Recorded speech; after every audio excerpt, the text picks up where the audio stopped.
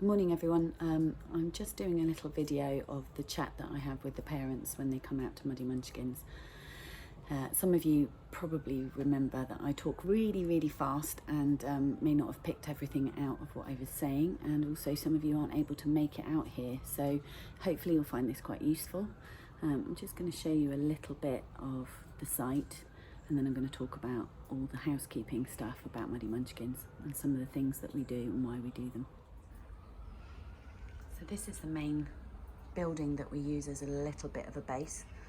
It's only during really cold weather that we'll actually come into the building with the children. Most of the time, 95% of the time, I would say, they spend their time outside. Over there behind the larger building is where our base camp is, which I'll show you in a moment. And of course we've got this lovely big open space. And then down towards the right where the car park is, that's the Stour Valley over the back. And that's where we'll take the children down to the river for a walk.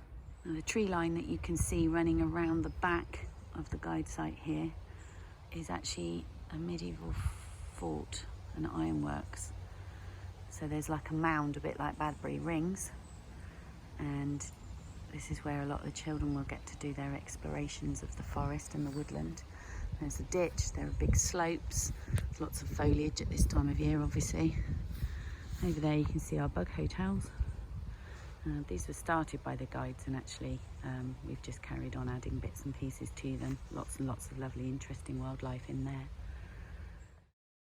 In our lovely base camp area you'll see that we've got sheltered areas for circle time, having lunch, reading books, and then we've got an art and craft area where they can make and draw.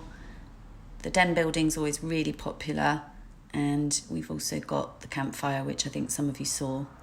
We've got ropes and a rope swing, so lots of activities there for the children to be busy. And the mud kitchen is always popular with all ages. Who doesn't love making mud pies?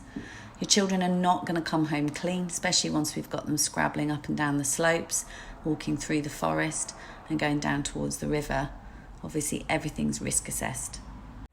So I'm out here, it's a rainy day. We've got a little visiting session going on over there with some parents, so while they're chatting and under the canopy, I'm just going to film some of the stuff that I've been talking to all the parents about this week, just so that we can put it on Facebook, and any of you that missed it can have a quick listen. I will talk very fast. It will probably take a good 20 minutes or so to go through everything. It's actually really important, some of the things that you need to know. So the first thing we need to talk about is a drop-off. You go down to the wreck and the 2 cars will be down there with 2 of the staff, and you need to be there for 8:50, 10 to 9. When you drop your children, you need to hand your child to a member of staff and their bag, and then walk away. Give your child a kiss and go. None of this hovering, none of this I'll just wait and see if he's okay, because actually that makes them not okay, and then we get the domino effect. So there might be a happy child that's got in and is quite happy in there, and then the next child starts to cry, and then they all start. So as much as it's harder for you to do that, it's better for them. So you need to give your child a kiss and then exit and walk away. And don't go walking away and keep trying to make eye contact as you look behind, because it's actually a bit unfair on them. The reason we ask you to be really prompt is so that if all the children arrive at the right time and we get them on the bus and then we're going, otherwise if you arrive late, maybe some of those children have been sitting on the car 15 minutes and then they have a 20-minute drive out to Muddy Munchkins. So it's a little bit unfair. So if we can all be prompt, and then also we can beat some of the school traffic. Some of the school traffic's coming in, we're heading out, and it means that we don't get stuck on the way here. If you're late, we will be leaving at 9:05. So it's okay, you can phone ahead and say, I'm really sorry I'm running late, because we're all human. But you do have to bear in mind that actually we have to get out here. We have some children that come to Muddy Munchkins and they don't go anywhere else. So we need to make sure that the staff are on site and ready to welcome those children too. So I'm going to show you the backpack size and what all the things that you're supposed to fit in them. So we have got some information about the suggested clothing and what they should have. And although we're saying suggested, we're saying they need it. Obviously we do understand that you can't afford to buy every single item all at once, and if there is an affordability issue for any reason whatsoever, then please talk to us about it, because we can sort out funding, and we do have some pre-loved clothing available. So this is the size of backpack, which is absolutely perfect. It's lightweight, so there's no padding on it or anything like that. It's just a nice lightweight pack, but we can put lots of things in. And this is all the stuff that you can actually fit in that bag, and it does fit in there. You don't want the children to bring a lunch box or a lunch pack. This is the size of their lunch that they can have. It's perfect. There's no, it doesn't have to be a hamper size. It can be quite small. Put it in a bag, not in a lunch box, and then they can put all the what's left back in their bag. It's nice and light as well. These are the sort of walking boots that are ideal. They're actually waterproof. These don't have an ankle support. I'll just wait for the plane to go over. They don't have an ankle support, but you can get some that go slightly higher. We've also got some snow boots that have a support. And what we'd really appreciate is that whatever shoes you send them with, whether it's boots or whatever, they need Velcro so that they can do it themselves. This is the perfect size water bottle, because when they go out walking, we can refill it. You don't need to send a really big bottle. We can refill it because water's free here apparently. And what they do is when they go out for a walk is they put it in their hood, and then they can walk and it leaves their hands free. But if it's any bigger than that, you can see it's just going to topple out. So that's the perfect size. Before we go anywhere, we will top them up and make sure they've got it. And the whole point about sending your children to nursery and forest school is that they start learning to be independent. Anything you send them with, pack, bag with wellies in, spare clothes, or I just sent them with this lunch box. They're going to carry it, not us. We don't carry them. So you need to try and make sure that everything will fit in that bag. They can put it on their back and then they'll walk. So these are the sort of clothing that we need, because obviously to keep warm, we need to use insulation. Insulation works better when it's in thin layers and traps warm air in between. So one big thick fleecy jumper is not going to do it, although fleeces are really handy. You can do a lower layer of pyjamas, a little jogging suit, and then you put their normal clothes over the top of that, maybe a jumper on top of that, and then they're waterproofs. It's a lot easier for us to cool your children down and take layers off than it is to warm them up once they're cold. So wellies are obviously really handy, in particularly this time of year where actually it's warm, but maybe a bit wet as it is today. But they're not suitable for going right through the winter. They do definitely need either those snow boots or fleece-lined walking boots. Sun hats obviously important. We wear them a lot. That can be in their bag all the time, because even in the winter we might actually get a sunny, warmer day, in which case we need to protect their head and their eyes a little bit from the sun. There are varying sizes, shapes of suit. We don't recommend any one particular type, but they're actually all suitable for different reasons. So the separate waterproofs are great, obviously, because if they want to go to the toilet and they're trying to battle with a big long zip, it's quite hard, but they do get quite quick at learning that. We've got a really nice fleece-lined one here, which is really good in the winter. It's nice and waterproof as well. And then, of course, we've got separates, and they're very waterproof. These are more showerproof, which is fine in weather like this, but it's not going to cut it for when it's raining all day. Obviously, we need winter clothing. We're going to need hats, scarves and gloves. Scarves are fine, but obviously they do fall off and they do get tangled sometimes. So actually the snood is better, the ones that are all in one. And then gloves, we want to go a bit old school, and they need to be attached. You will lose gloves. If they're not, then they will lose them, not just out and about, but when they're all getting changed, because there's this little area here where the chairs are at the moment. That's where all their backpacks will be. They'll be sorting out all their clothing and trying to get themselves right, and they'll end up taking all the wrong things home. So if you can attach them, it's a lot easier for us to pair everything up and help them at the end. So